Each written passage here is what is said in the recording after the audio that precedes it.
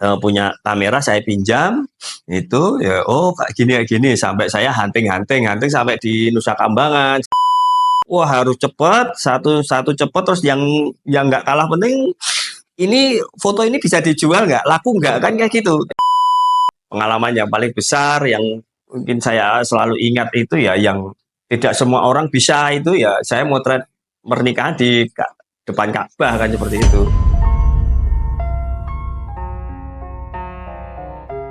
Assalamualaikum warahmatullahi wabarakatuh. Kita jumpa lagi di Safro Channel Podcast, ngobrol sok penting. Assalamualkum Pak Doni. Waalaikumsalam, Pak Tersun Mas. Biasa Undangan. Foto, wah, kaosnya sudah nge-branding. Bukan kaleng-kaleng. Ya. Bisa diperkenalkan Pak? Gini ya, Assalamualaikum warahmatullahi wabarakatuh. Terima kasih semua yang menyaksikan live di channelnya Mas Arbo ya. Wah keren banget ini studionya, jos. Saya Doni Mas, Doni kalau di branding Doni Daun Foto. Doni Daun Foto, yaitu kita sebenarnya aslinya Jogja, asli Jogja 2008-2009. Alhamdulillah kami merantau ke Klaten. Nah, karena ya kita bilang merantau karena ini yang sudah beda provinsi Mas. Dari Jogja sampai Klaten itu udah Jogja dan Jawa. Nah tapi kan sudah beda provinsi karena KTP-nya saya sudah harus pindah kayak gitu, dan beda lagi ya lah. Perantau juga. Perantau ya. Ya. Daun foto. Ya. Itu apakah ada hubungannya dengan Doni Foto? Enggak ada inisialnya gitu. Enggak, Kenapa dinamai daun foto? Jadi itu kita juga dulu bingung ya antara apa namanya, apa ya dulu ya namanya kayak gitu. Terus waktu itu kita punya apa, waktu itu banyak ada job seperti itu. Oh ya kita daun kan hijau kayak gitu. Nah hijau kayaknya asik ini loh, jadi menyejukkan setiap kita bertemu dengan daun sejuk kayak seperti itu, dan selalu berkembang kan. Kalau daun itu kan bisa mengembang kayak gitu ya, intinya pinginnya kita ada bisa selalu berkembang gitu Mas. Doni, saya lihat di profilnya itu luar biasa, ini para pejabat-pejabat. Oh, di Klaten khususnya itu fotonya di tempatnya jenengan. Wah ya. Cinta itu awal mulanya dapat koneksi ke pemerintahan itu gimana? Enggak sih, ini hanya alhamdulillah kebetulan saja, yang namanya keberuntungan dan itu emang kita tidak bisa apa ya, ya namanya rezeki dan lain-lain itu kita dikejar apapun, kita kita ngoyo apapun ya, kalau emang itu belum jodohnya emang tidak jodoh gitu. Tapi alhamdulillah kemarin alhamdulillah sudah beberapa tahun ini kita alhamdulillah percaya seperti itu untuk mendokumentasikan segala ini kegiatan-kegiatan Pemerintahan gitu ya. Ya di masih sifatnya mungkin pribadi ya kayak gitu ya.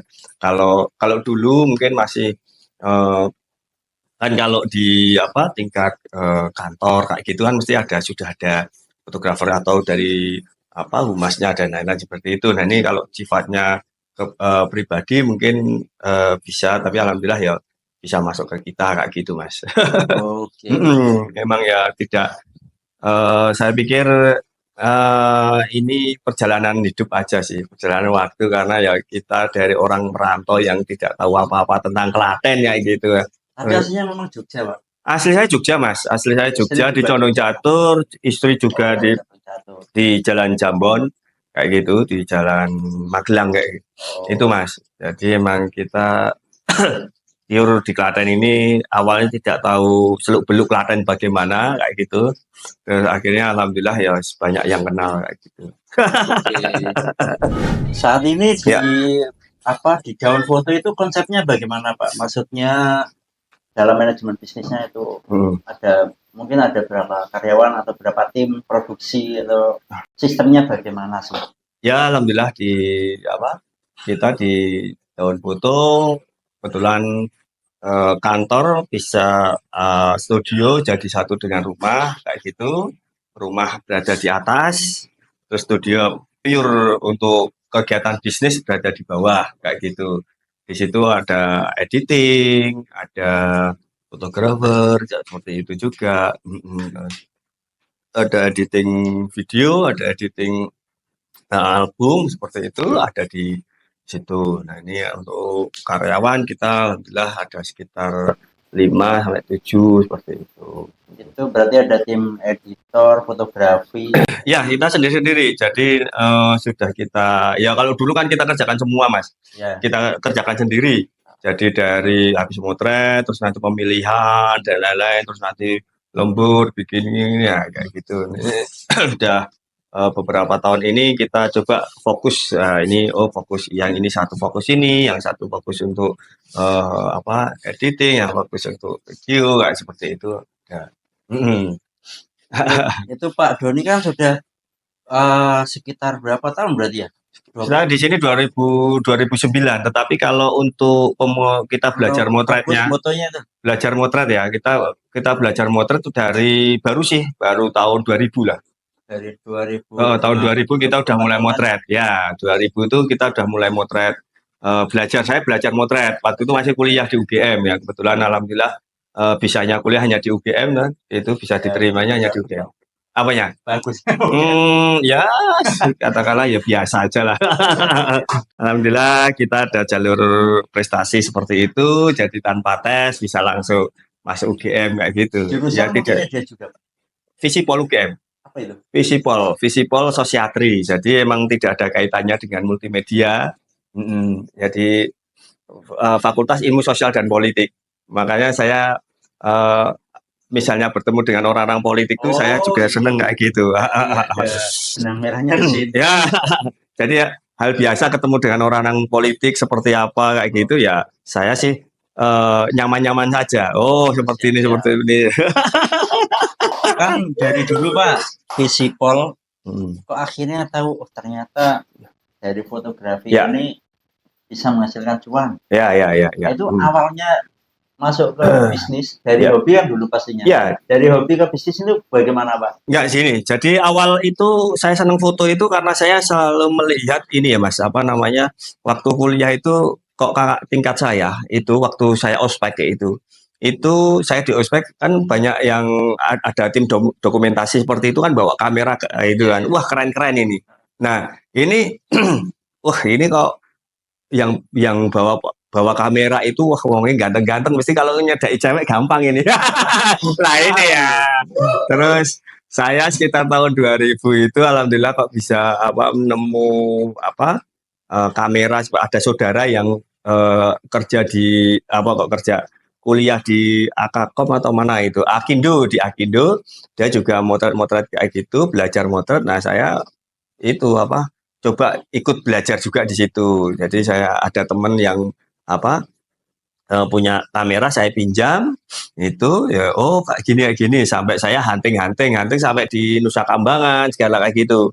Ya, sampai Nusa Kambangan Cilacap itu ya, itu masih kuliah ya gitu. Terus perkembangannya wah kok boros ini Mas kayak gitu. Terus akhirnya saya alhamdulillah bisa bertemu dengan Mas Asep namanya itu yang foto. Dia buka studio foto kecil seperti itu. Ya dia kerjanya kalau misalnya ada wisuda, ada apa kayak gitu. Saya juga dulu gumun, ini kok bisa langsung jadi ya. Wah asik juga ya kayak gitu. Saya senangnya kayak gitu. Jadi mengeksplor, kok ini kok bisa seperti itu seperti apa. Ternyata alhamdulillah Allah memberikan, ini loh jalannya seperti ini loh. Kamu saya akhirnya tahu seperti itu. Akhirnya tahu, saya terus kebetulan malah diajak, ayo Mas. Saya bisa motret kan waktu itu, ayo Mas, ikut aku Mas, ya ikut. Nah akhirnya saya ketagihan seperti itu Mas, ketagihan saya bisa mendirikan sendiri, akhirnya, seperti ini no modelnya, nah itu. Jadi ada duitnya, makanya ternyata duitnya kenceng juga. Nah, akhirnya mulai dari situ, lumayan lah ya. Tapi itu, masih dasar aja sih. Terus yang waktu di Klaten ini karena saya pindah di Klaten kan agak bingung Mas. Harus apa sih kayak gitu. Wah kegiatan juga nggak ada, nggak seperti di Jogja kayak gitu. Kalau Jogja kan makanya kalau yang itu namanya spekulasi seperti itu kan kalau di Jogja kan banyak Mas, banyak tamu-tamu dan lain-lain dari luar. Kalau Klaten, waduh, Siapa ini yang siapa ini apa? Akhirnya saya apa muter otak kayak gitu. Oh ternyata di Pemda seperti itu saya coba kayak gitu. Akhirnya, bisa juga. Oh ya pada gumun, iki ngopo ya rapat kok difotoin. Nah tapi dengan itu ternyata mereka senang Oh, dengan langsung jadi, langsung cetak kayak gitu. Hasilnya dengan kayak seperti ini akhirnya banyak dikenal karena dulu ada branding namanya juga toh. heeh. Misalnya ada judul ya seperti punya Masnya ini kan ada foto terus nanti bawahnya ada tulisannya ini Iya, iya. kegiatan Template apa. ya. Nah, terus nanti bawahnya saya kasih nama saya dan ini apa nomor HP saya. Ternyata ada yang nanya seperti itu. Gini-gini ya sampai akhirnya eh kalau biasanya seperti itu yang seneng kan ibu-ibu, Mas. Cepet ya. Ibu-ibu kan ibu-ibu PKK kayak gitu kan seneng kalau difoto kayak gitu akhirnya seperti itu sampai ya waktu itu Ibu Sri Mulyani masih ketua PKK ya karena waktu itu nah ini lihat ada fotonya enggak kayak gitu ajudannya akhirnya ada kita kasihkan gitu ya pengenalannya seperti itu. Itu kalau foto langsung jadi kayak gitu, biasanya pakai printer apa itu? Ada printer, ada yang kita apa dari lab seperti itu ada. Jadi Mas, kejar-kejaran waktu Iya, Mas. itu Gitu kejar. cepet banget itu. Nah makanya itu kan, Kemarin paling kan 1 jam 2 jam. ya, ya. Ngeditnya kapan? Nah kan Kemudian makanya nyetaknya cetaknya kapan? kapan Ya, nggak itu. kayak itu. Ya pengalamannya seperti itu Mas. Jadi harus cepat, satu cepat terus yang nggak kalah penting ini apa namanya ini foto ini bisa dijual nggak, laku nggak kan kayak gitu. Ya itu yang namanya main feeling Ya, seperti itu. itu, main feeling seperti itu. Jadi apa namanya? Ini saya foto kira-kira ini laku nggak? Nah, ini pengalaman kalau itu. Sudah terbiasa ngerti alurnya. Ya sudah apa?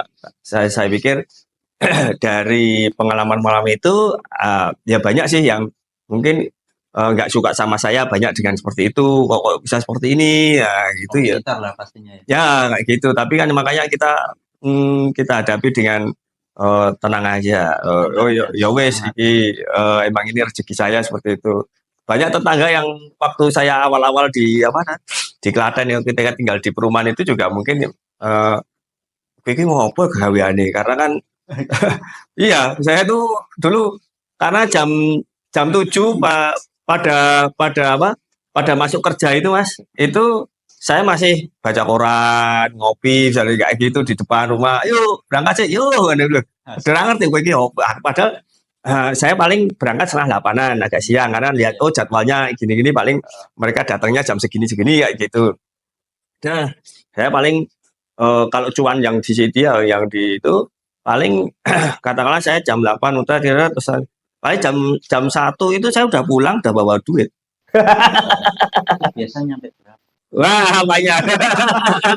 Kalau sekali event ini. Ya, enggak itu ya kalau dulu masih ya dulu-dulu tuh kan ya pokoknya pulang itu ya bawa 500 kadang 1 juta sehari Oh, atau itu mantap juga tuh. 400 ya. Ya nggak mesti.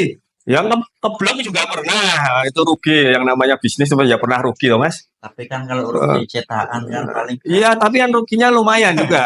Biaya ini juga. Tahu-tahu sana udah bubar kayak gitu iya, udah kita pernah juga. dari kehilangan apa namanya momen. Momentumnya udah pulang seperti Iya. itu. Ya, tapi ya itu resiko. Memang Berarti bisnis fotografi dan videografi itu kan kejar-kejaran momen. kejar-kejaran momen. Nah, terus ya banyak juga sing ya.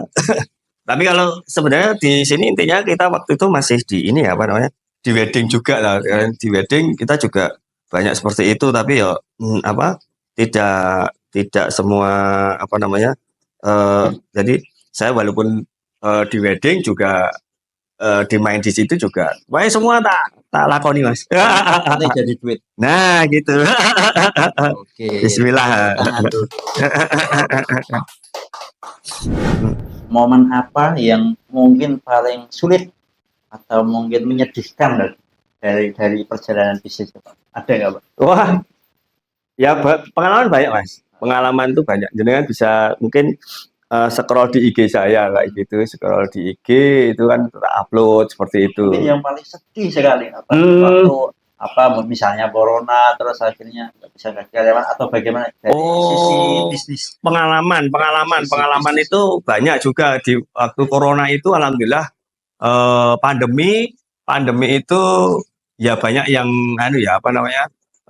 terkena dampak, termasuk kita juga sebenarnya dampak, tapi itu tadi intinya saya syukuri aja sih semua. Jadi banyak yang ada yang gulung tikar atau apa seperti itu ya oke, karena mungkin persiapan kita juga sebenarnya banyak dibatalkan job-job seperti itu. Yang harusnya tanggal ini udah masuk, tapi kan karena di jobnya dibatalkan, akhirnya ya kita juga nggak enak juga toh. Tapi alhamdulillah kita ada strategi-strategi yang lain seperti itu. Banyak strategi-strategi yang kira-kira apa yang menjadi ini ya bisa tetap eksis seperti itu. Alhamdulillah ya dapat kayak gitu Mas, bisa tetap jalan waktu itu Mas. Ya kalau cerita sedih sebenarnya ini ya kalau kita di wedding itu emang nggak ada sedihnya sih ya Mas sebenarnya kan, kita hanya bahagia terus kayak gitu. Ya bahagia terus hanya. Kalau sedihnya itu ketika ya paling misalnya sebelum hari H itu orang tuanya meninggal kayak gitu ada. Cancel gitu ya. Enggak cancel, tetap jalan misalnya kayak gitu kan, kita tetap ya nggak enak juga. Terus kejadian orang tuanya di rumah sakit seperti itu juga, tapi kan itu malah bagus juga sih momen-momen bagus seperti itu. Terus ya dengan kita kadang motret di perwedingan seperti itu ataupun di apa itu, saya sebenarnya juga ikut belajar Mas, belajar kehidupan satu, yang kedua misalnya ada tausiah gitu saya ikut mendengarkan, jadi yo lumayan lah bisa tambah-tambah ilmu, tambah-tambah sama dengerin. Iya, kadang tausiahnya mereka itu keren-keren loh Mas, kayak gitu. Saya kadang sampai merinding, sampai nangis juga sih saya seperti itu. Itu karena perjuangannya mereka seperti itu. Ya, kalau yang pengalaman yang paling besar yang mungkin saya selalu ingat itu ya, yang tidak semua orang bisa itu ya, saya motret pernikahan di depan Ka'bah kan seperti itu.